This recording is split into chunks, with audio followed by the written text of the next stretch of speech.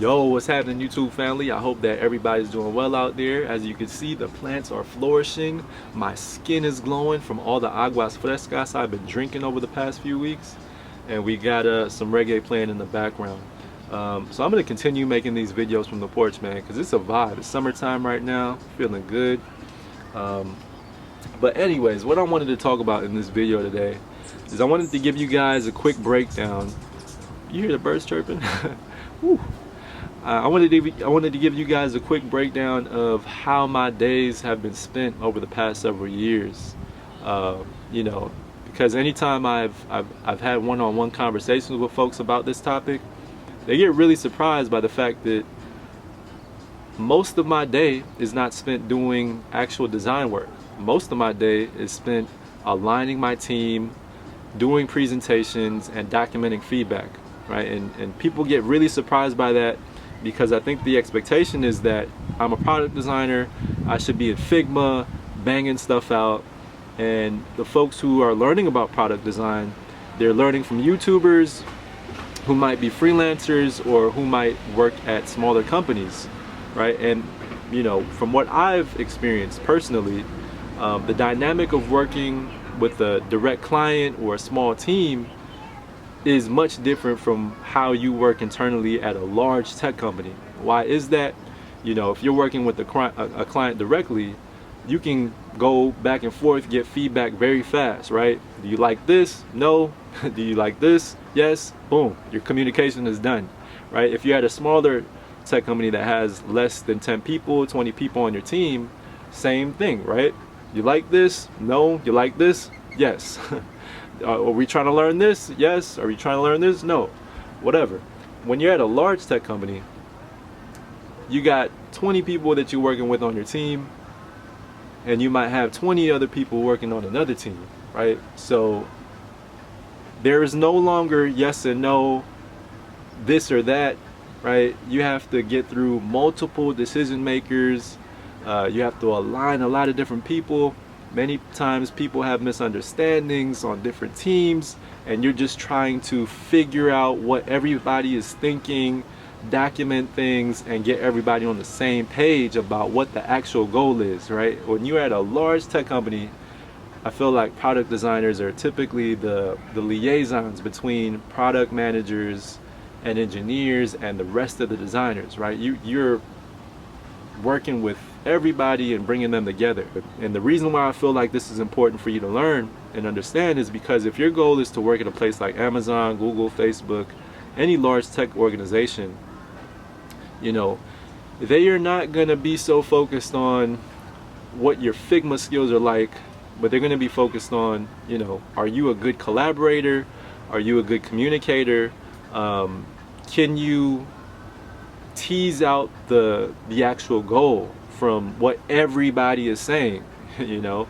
And can you direct the team toward a vision that that can actually help the users that are going to use that product, right? Like that's the thing that you're trying to focus on. And a lot of times I get questions about, you know, where can I learn Figma?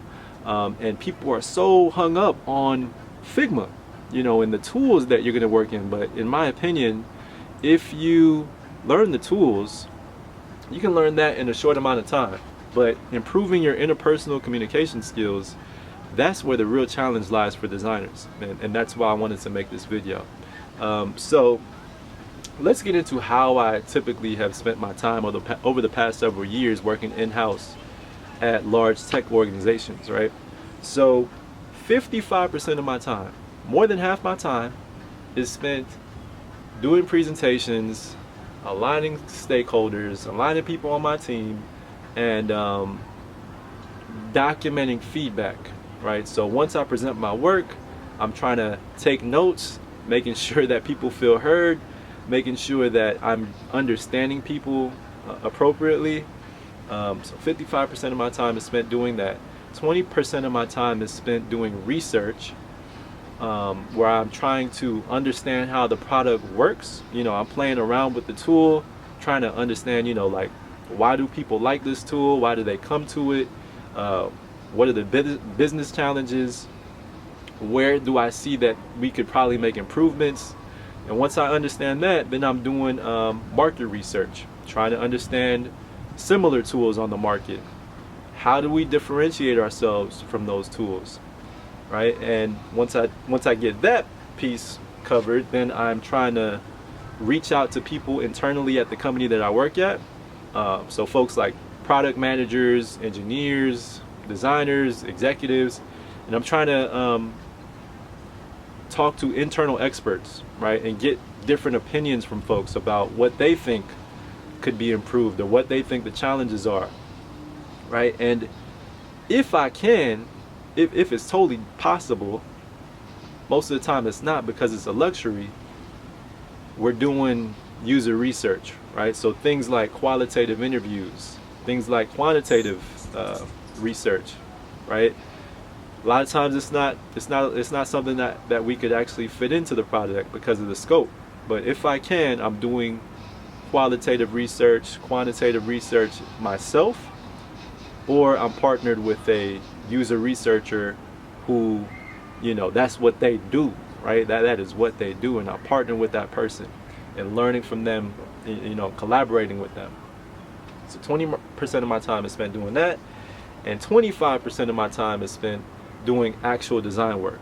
So, you know, getting in execution mode. Once I get alignment from the team about what the goals are, you know, about the things that we've learned, then I'm gonna jump into making some concepts, right? And I'm usually doing low fidelity work.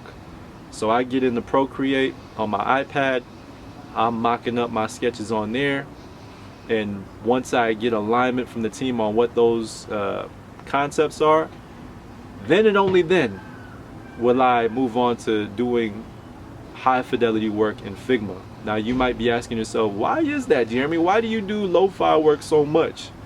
And why do you concentrate on that so much? For me personally, I have found anytime I jump into doing high fidelity work, psychologically, people feel like, you know, that the design is final and they can't get feedback, and they just feel like, you know, they feel like I just rushed through the design, right? So what I found works best is that if I do low fidelity work and I'm just presenting a wireframe to them, you know, something that I did on a piece of paper, like, you know, just my notebook, they feel more bought into the design that I'm working on, and they feel like it's more of a collaborative process that they can get involved in where the stakes are low, right? They're like, oh, it's just a sketch. I can give feedback. I can, you know, think of another idea, right? So that's what I found has worked well for me. So just to recap, most of the time I am presenting my work, aligning people on what the goals are, and I'm documenting their feedback, right? In my Figma file or some other tool altogether. I'm doing user research, well, not user research, I'm doing research. So I'm trying to understand how the product works today, trying to understand the benefits of using it, areas that could be improved. So 20% of my time is spent doing research, and 25% of my time is spent doing actual design work. So what I hope that this shows you and what you should figure out by now is that your interpersonal communication skills, that's really where your skill set has to be, man. And that's something that you need to improve over time and get better at. And you might be asking yourself, how do I get better at, you know, my communication skills? What I found has worked best for me is doing free work, so side projects where I can work with somebody who has a totally different personality from the folks that I work with internally at the companies that I work at.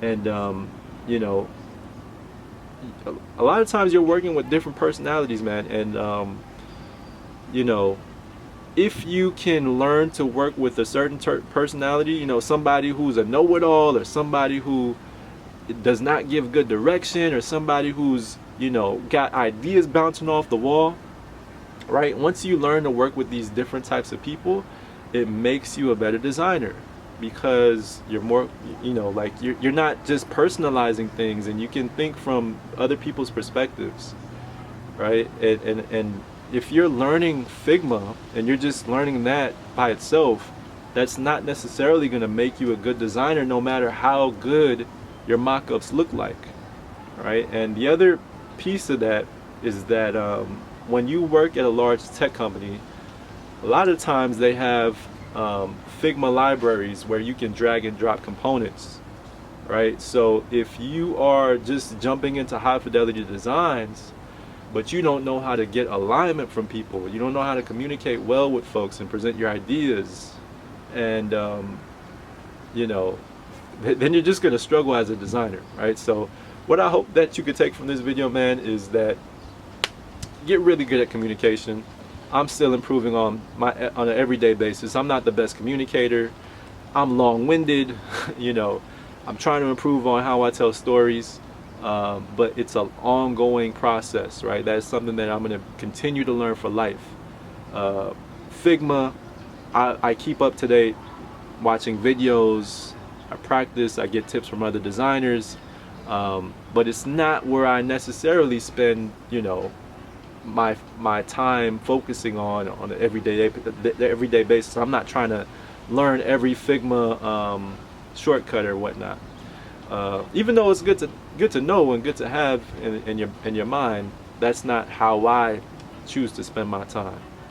You know, I'm trying to learn from execs on how to present. I'm trying to learn from other designers on what's worked well for them in terms of how they storytell, in terms of how they connect with people, right? So if this video changed your mind, if it helped you out a little bit, you already know the deal. Like, comment, subscribe. I'll see you guys in the next video. Peace.